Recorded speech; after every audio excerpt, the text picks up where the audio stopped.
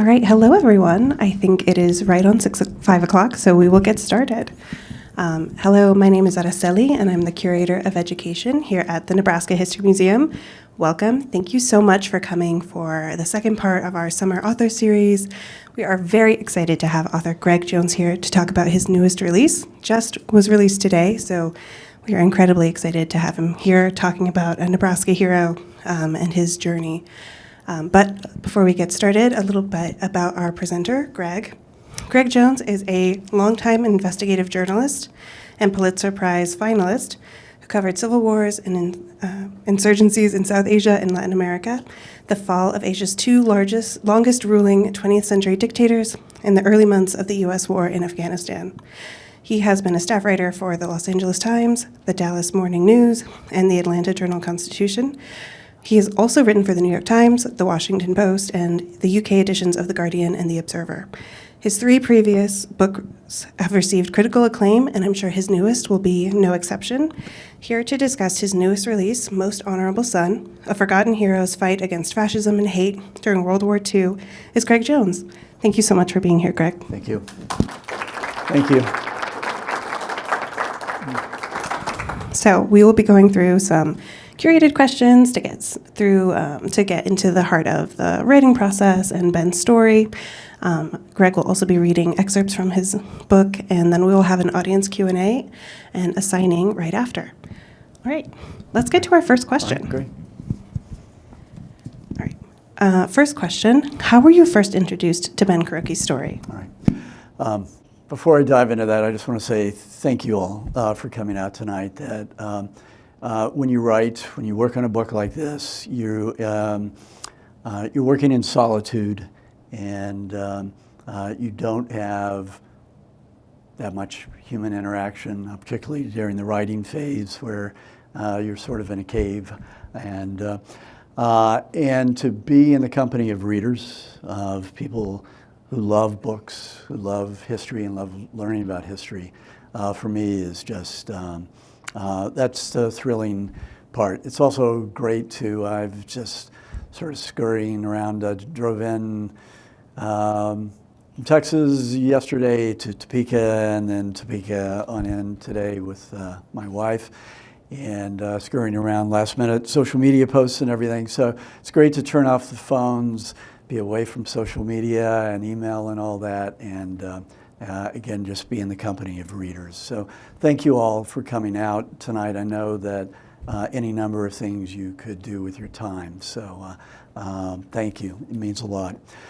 Ben's story is really rooted deeply in my childhood, and it was the childhood story of my mother's oldest brother, would have been my uncle, served in the same bomber group with Ben in World War II, the 93rd Bomb Group, a B-24 group, the first B-24 group to join the 8th Air Force in England. And my uncle went missing with his crew on October 1st, 1943, on a raid into Austria, a German aircraft factory about 20 miles south of Vienna. Ben actually flew that raid, but his crew turned back because of mechanical problems. I first learned about Ben's story as a child, visiting my grandmother. My grandmother had this book. I was telling Araceli a moment ago, I actually have this book with me, but not physically on me at this moment, even though I brought it. It's somewhere in a very messy car right now. But this book was co-written by a great Nebraskan and another 93rd Bomb Group veteran, Carol Cal Stewart, and James Dugan. And it was on the low-level Ploiesti, Romanians would say Ploiest, raid in August 1943. And on that book had a wonderful 64-page photo spread in the middle. And 25 pages in that photo spread was a photograph of Ben Kuroki. And it was a famous photograph of Ben with his shattered top turret around his, had his head sticking through it. And that turret, I would only find out in recent years, was shattered around his head on his 30th and final mission in Europe. So I kept bumping into Ben's story over the years. And I started trying to write about my uncle's crew as early as high school. Wrote a novella, 50 or 60 pages as a high school senior. Was just drawn to the story, the tragedy, the mystery. And then as a journalist, I started investigating what happened in the 1990s to try to give some answers to my mother and other family members. And I started bumping into Ben's story again. To compress about 40 years of personal history into another 60 seconds here, I wrote and tried to interest a publisher in the story on my uncle's crew. And I was still learning the craft. This is through the 90s, and the stuff I was writing wasn't very good. And I was learning how to write narrative history. And I got better at doing it, but I tried repeatedly over the years, had agents interested in other projects, wrote a couple of other books.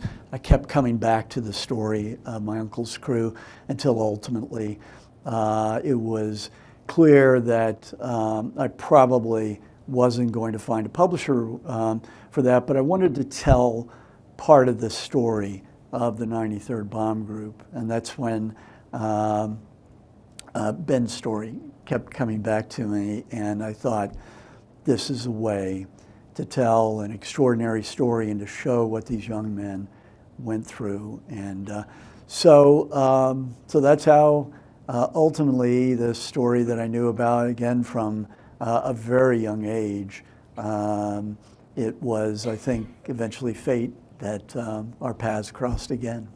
So. Wonderful. So on to Ben. What motivated you to turn Ben's story into a book? Again, I knew through Cal's book, the England 93rd Bomb Group part of the story. As I started exploring, okay, you need to see, does the story have legs? Does it have sort of the breadth and the depth, even an epic sort of scope? And so I started doing some preliminary research, really starting to dive deeper into Ben's story in December of 2021.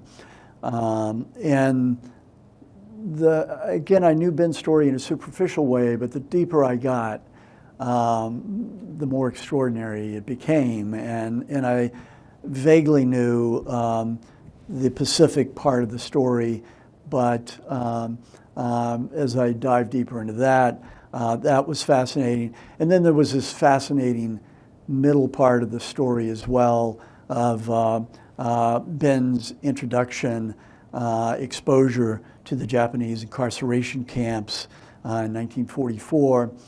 And then Ben, his post-war life was so remarkable as well that when I learned about that, I just kept every day thinking, wow, this is an amazing story.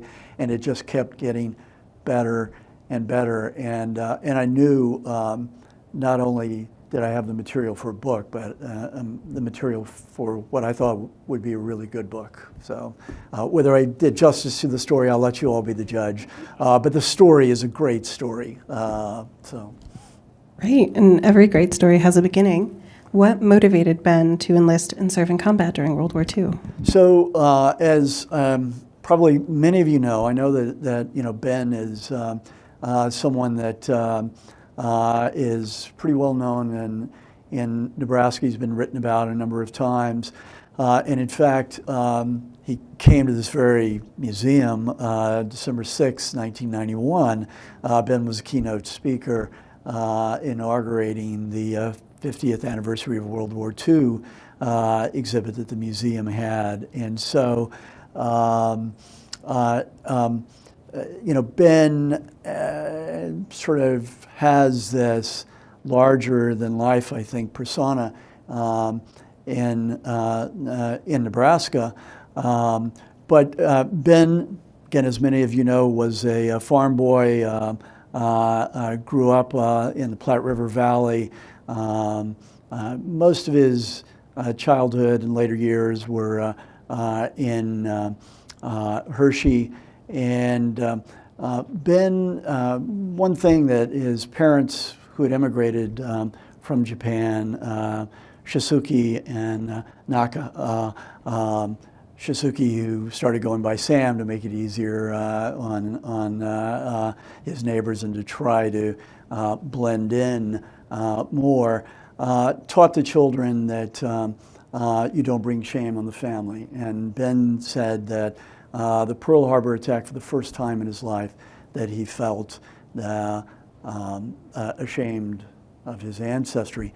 And so Ben and his next younger brother, Fred, thought that I need to serve. I need to serve in combat, prove my loyalty, and prove my patriotism. And so that became Ben's truly an obsession, that he felt he had to prove himself. And in that journey to serve, he had challenges, correct? What were those challenges?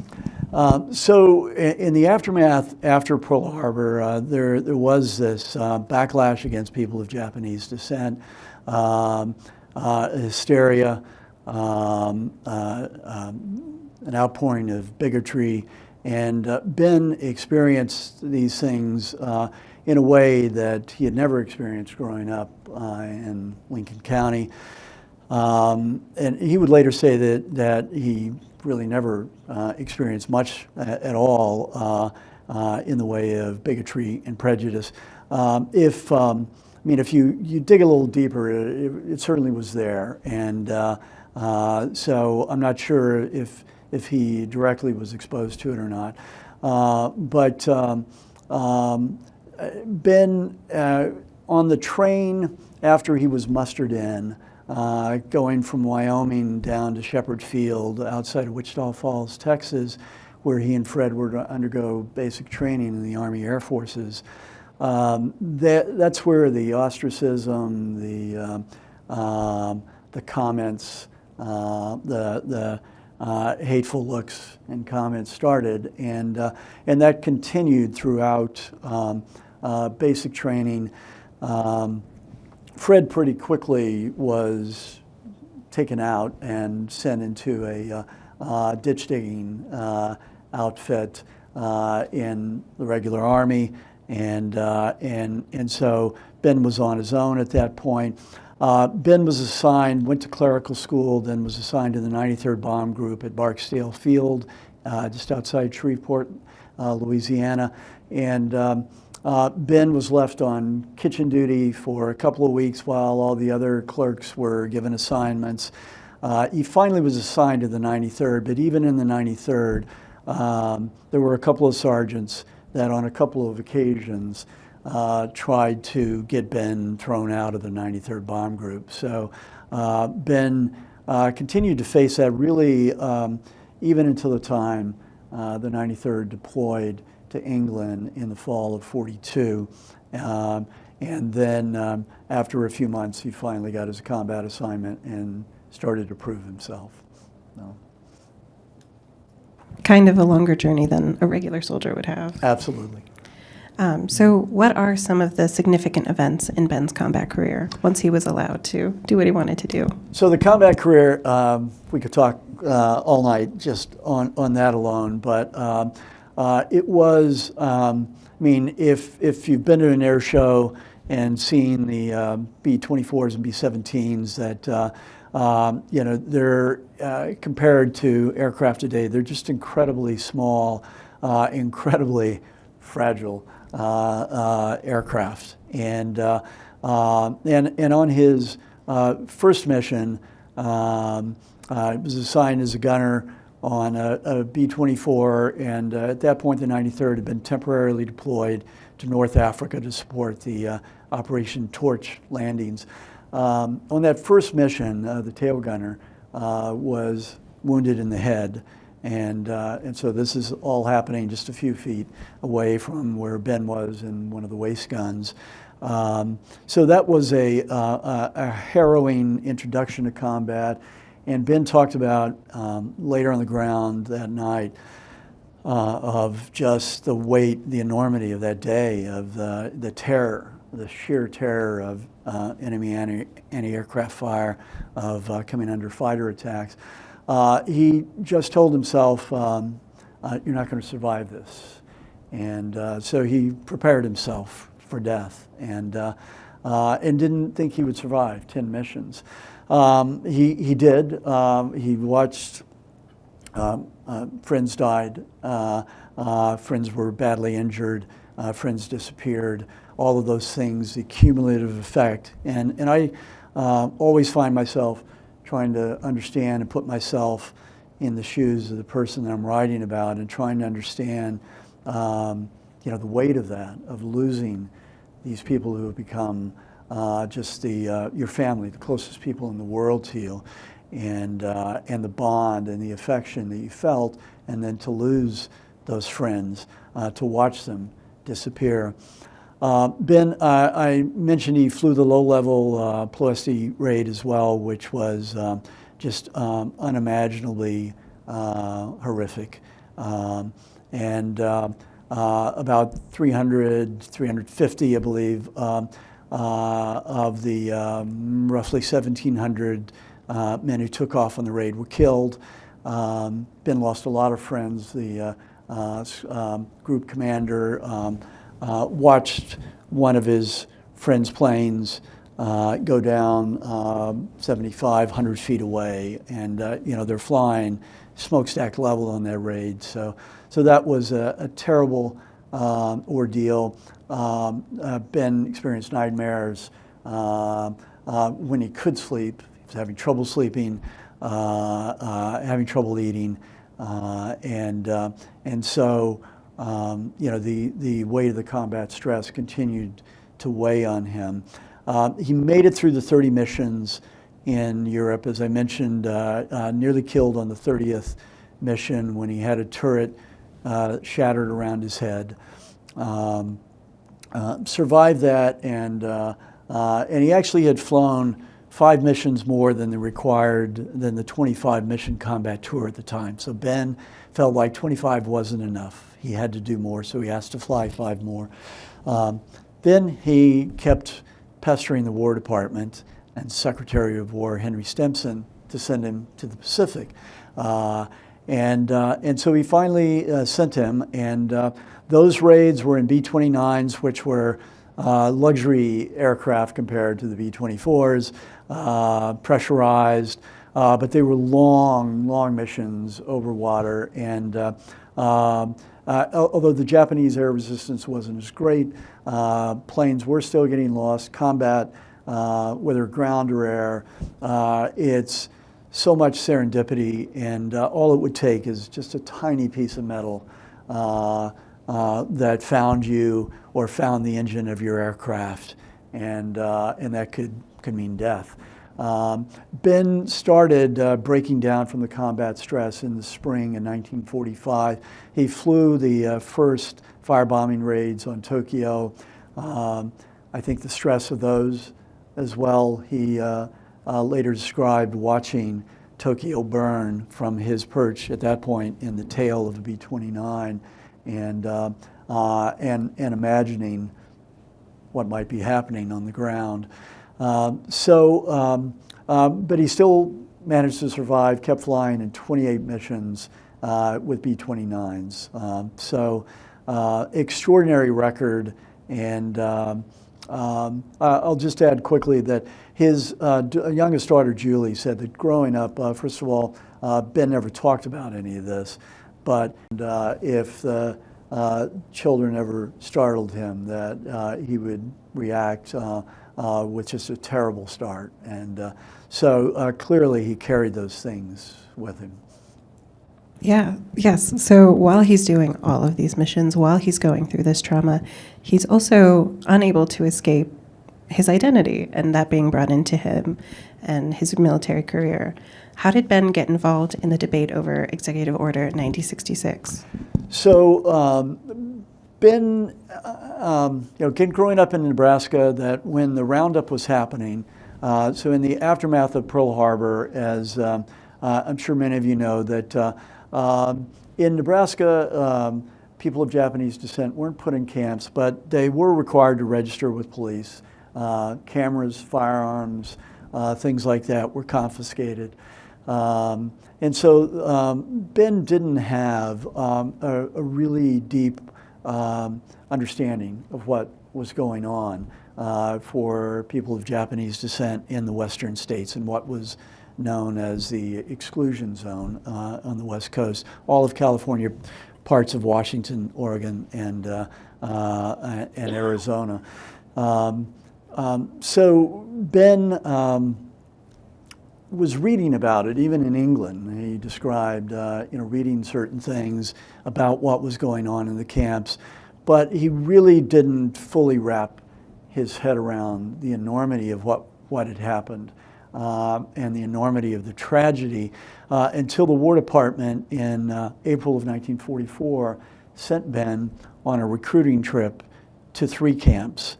And the Nisei, the children of immigrants, so the American-born children, had been excluded from the draft in January 1942. But the 100th Battalion had proven itself in Italy, extraordinary record, and then the 442nd Regimental Combat Team was being trained. The 100th was losing a lot of men by early 1944, and they needed bodies. And that was an all Japanese-American outfit. And so Ben was sent to the camps to convince young men to enlist.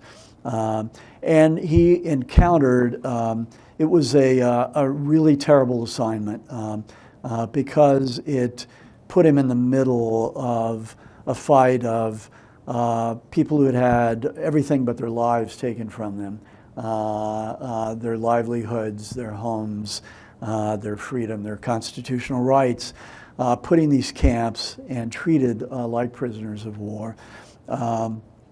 And Ben arrived as a representative of that government, encouraging people to enlist. And so there was a draft resistance movement that had started in the first camp that Ben visited, Heart Mountain in Wyoming.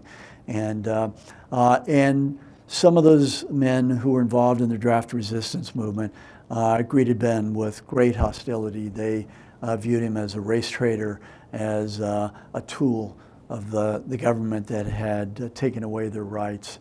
And so it was a very painful experience for Ben. Again, for the first time, the enormity of what had happened, the fact that these people looked like me. That was his reaction as he first rolled up to the gate of Heart Mountain. And he saw the barbed wire, and he saw men in uniforms like he was wearing with guns, guard towers, and men looking in rather than out at an enemy outside. And so that was a real shock for him. So Ben, he did deliver a remarkable speech before the Commonwealth Club in San Francisco that was really sort of seared the conscience of Americans, Californians, influential Californians, and then that speech was amplified through coverage across the country. And activists involved in getting the incarceration ended later credited Ben's Commonwealth Club speech with accelerating that conversation within the Roosevelt administration. So I think that Ben certainly played a role, and his story was a powerful example. Ben continued even after the war to speak and be an advocate. What was the arc of Ben's life like after the war? So I'd mentioned that one of the if you look at the sort of defining chapters of his life, and after the war, Ben came back, delivered another speech at the New York Herald Tribune Forum. It was an annual public affairs forum. This was in October 1945. He was on stage with General Marshall, George C. Marshall, Jonathan Wainwright, the commander of U.S. forces in the Philippines, who Harry Truman had just hung the Medal of Honor around Jonathan Wainwright's neck in a White House ceremony. And so, Ben was on stage with all these dignitaries, delivered another terrific speech, and then was just deluged with interview requests and offers, speech offers and things that signed a book contract, had a writer who began work on his story, and then Ben, he was mustered out of the service in February 1946, but Ben thought that he had this platform and that there was unfinished business. And what Ben embarked on what he called the 59th Mission Tour, and he did for about 15 months a nationwide tour, speaking to civic groups, school groups, and others, and exhorting Americans to win the peace. That was the term that he used, and win the peace by channeling all this energy that was poured into winning World War II into realizing, building that more perfect union the founders talked about, a more just society.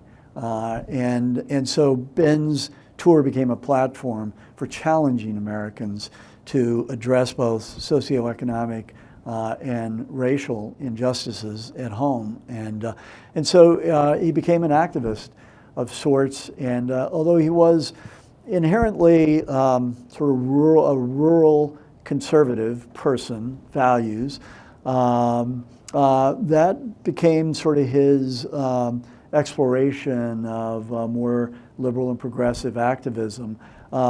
In time in life, he wound up as a newspaper publisher, owning small newspapers. He wrote a rousing endorsement of the 1964 candidacy of Barry Goldwater, the Republican candidate. So Ben's story was not always predictable, and that was sort of a the arc of it. Again, this, I think, inherently conservative upbringing, and then sort of back to those roots. He did become a journalist, graduated, earned his journalism degree from the University of Nebraska, and owned the weekly newspaper in York, was his, rather than be a reporter and editor, Ben, his friend Cal Stewart was a weekly newspaper owner, and Ben wanted to emulate that. He used to joke he wasn't a great businessman. So he owned newspapers. That didn't always go well. But then he moved to California in the mid-1960s and worked for about 15 years or so at the Ventura County newspaper, and then sort of faded into a quiet retirement.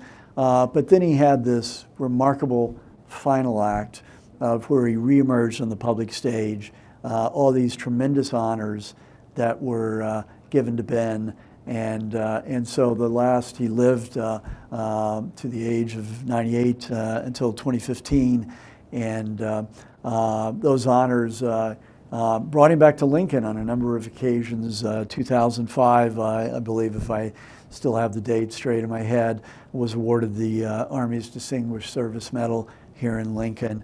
2006,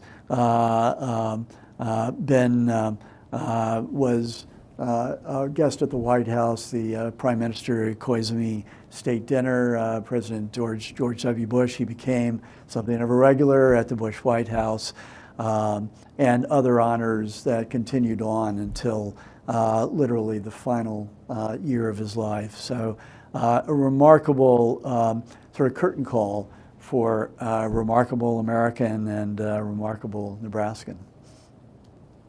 And a remarkable story that you've done an amazing job condensing such a full life into one very well-written narrative book. Thank you. I think we would all love to hear an excerpt, if you would like to read from your book. Yeah, let me. As I told, I've marked several things of possibilities, and it's sort of like, which child do you like best, and so you kind of pour yourself into every page, and hopefully it turns out well. I want to tell you about, or just read a couple of paragraphs. This is a combat mission that Ben had this. He had flown 14 missions in North Africa. Had this, I don't want to give everything away, remarkable near-death experience that resulted in Ben spending time as a prisoner internee, it was a legal term, of the fascist government of Spain, and then got back to England finally in April of 1943, and then rejoined the 93rd, started flying missions again in May. And on the second mission back after rejoining, he had another near-death experience. And so I wanted just to give you a sense of the combat experience. Ben was in his tail turret when disaster struck Tupelo Lass as they were approaching La Police at 23,000 feet. The propeller blades on 2 engines began to windmill wildly, then all 4 engines stopped. Tupelo Lass fell into a sickening descent toward the sea. Epting sounded the alarm to prepare to abandon ship. Bombardier Al-Nam dumped his bombs while Epting frantically tried to get the engines restarted. "This is it," Epting shouted over the intercom. They were down to 2,000 feet, only seconds from smashing into the Bay of Biscay when the engines coughed to life. In a few seconds, Epting got Tupelo Lass under control and leveled off. Back on the ground, the men of the Epting crew tried to joke about their close call, but they were badly shaken.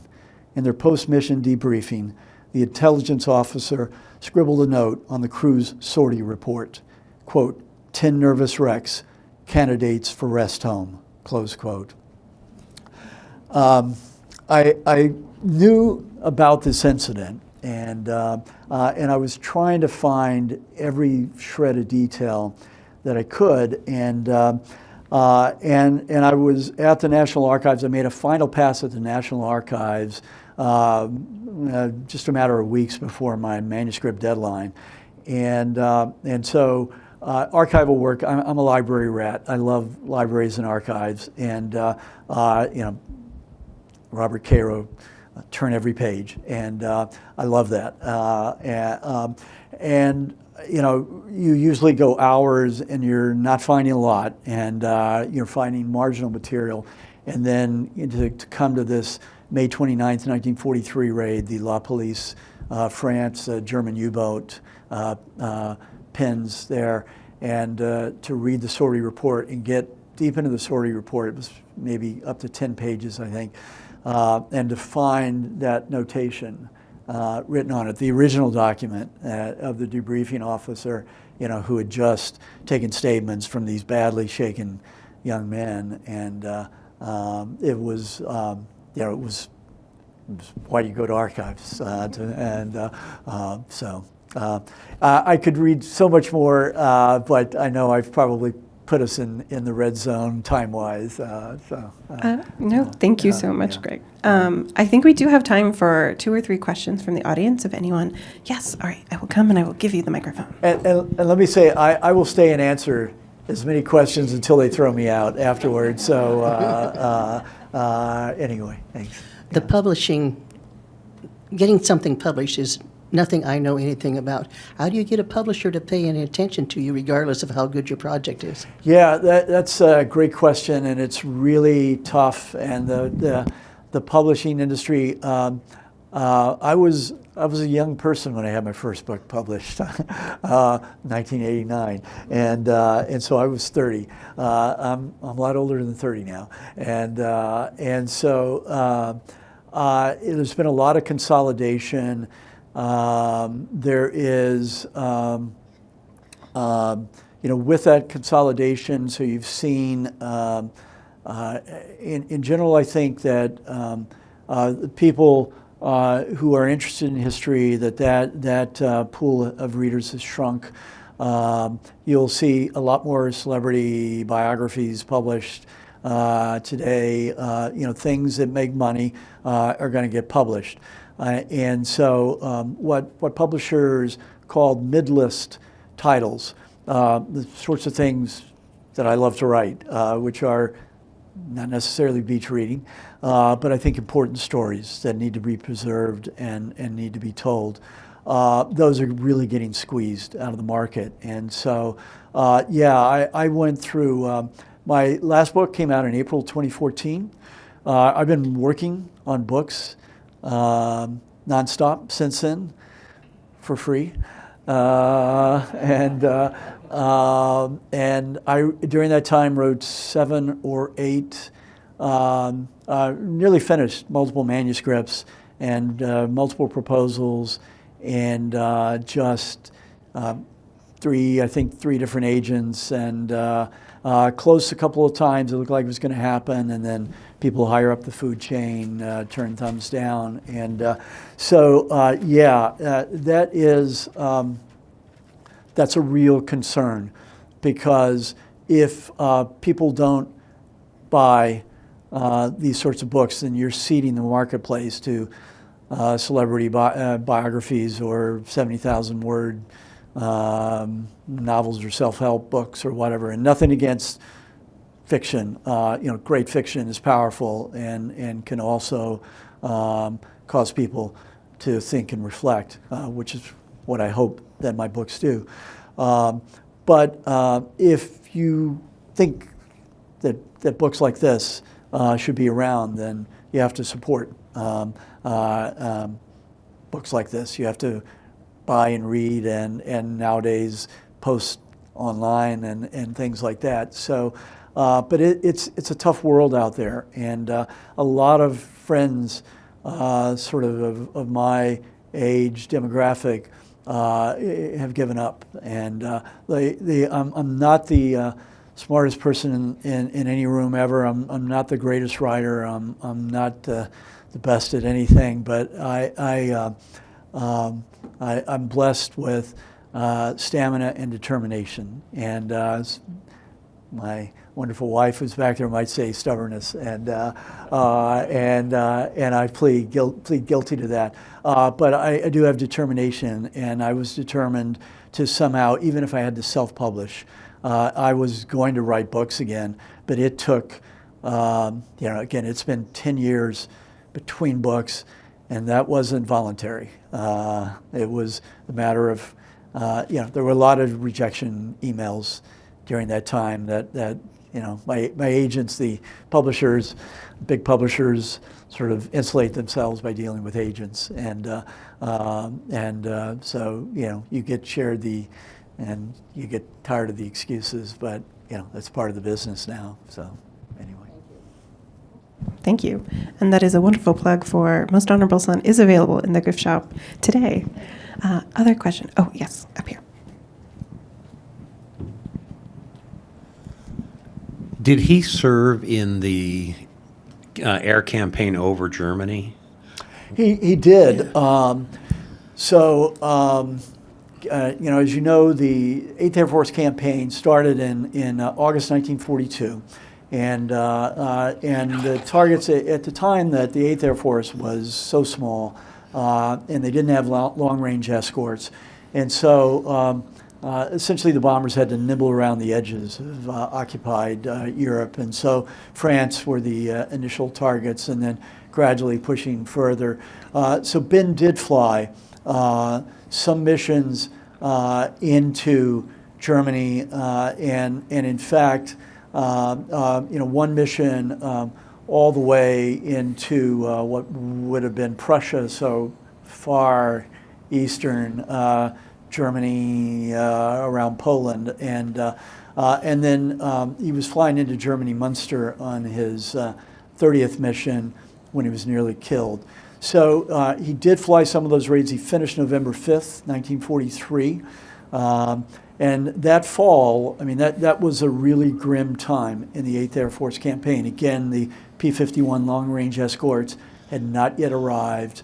And so these unescorted raids, sending these bombers basically to fight it out on their own, these were almost suicide missions. Yeah. And but he did fly, off the top of my head, I don't remember if it was 6 or 7 into Germany, but he did fly North Africa and then several Italian raids, and Ben would be the first to tell you, I mean, those raids were a lot easier. Yeah. And then the resistance on those raids, by the fall of 43, the German air defenses had really improved their both anti-aircraft fire and then fighter tactics. So it was a precarious time. Did he ever comment on the flawed strategy that lost so many young men? He just let that go. And that became something of an obsession for me as I was exploring my uncle's story, and then starting with the what happened, and running that to ground, going to a village in Austria, finding a boy who was nearly struck by my uncle's plane as they were trying to make an emergency landing, and then blew up. I started working my way up then to try to understand the strategy, and going through Hap Arnold's papers in the Library of Congress and Ira Akers' papers in the Library of Congress, and finding myself getting angrier and angrier at these tactics that were sending these young men. And part of it was Hap Arnold wanted to keep the dream of an independent Air Force alive. And to do that, they had to keep flying these raids. And even though the daylight bombing campaign was so costly and was having very little impact, real impact on the ground, they kept sending these raids undefended, and then sending these boys to their deaths. And that really bothered me. It still bothers me. At that level, I think a lot of generals take the view of, it's winning in the outcome, and that's the cost of war. I saw it differently. I saw what it did to my family and other families of men who died with my uncle. So.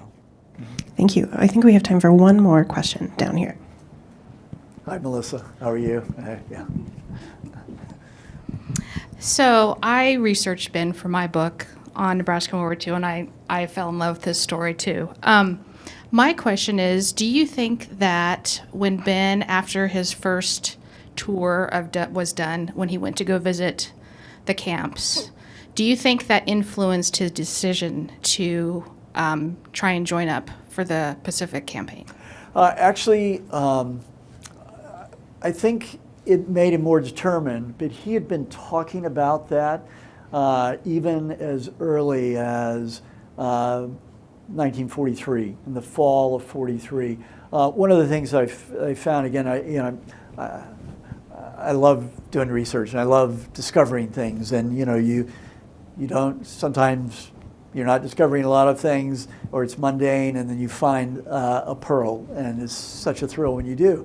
And I found this article that was written in the fall of 43, a wonderful profile of Ben and wanting to fly those 5 extra missions. And it was written by a young United Press reporter out of London by the name of Walter Cronkite. And it was such a thrill as growing up in the 60s in a CBS family of reading a Walter Cronkite United Press story and knowing that he'd interviewed Ben. And but he was talking about that in interviews that late fall, and then after he got back to the States, in interviews in North Platte and with other Nebraska newspapers after he got home, that he wanted to go to the Pacific. And then when he took the train to report, he was at the distribution center, sort of a rest center while they were awaiting orders in Santa Monica, California. Ben was doing more interviews, but on that train ride out there, wire service reporters were interviewing. They interviewed him in Denver, and every time the train would stop, Ben had become a national figure and a celebrity. And he was talking about, and some of the headlines were, in fact, Ben was already talking about it as if it were a done deal, that he was going to the Pacific. So I think certainly the camp experience had a profound experience on him and made him more determined. But that seed was already planted. Thank you. All right. Thank you. If you do have other questions, I recommend when Gregg is here signing books, you can ask him your questions. He has graciously offered to stay after to sign books here in the auditorium. If you would like a copy of Most Honorable Son tonight, they are available in our gift shop, and our gift shop will be closing at 6. Thank you guys so much for coming down to the Nebraska History Museum. Thank you to Gregg. Thank you. Thanks very much. Thank you.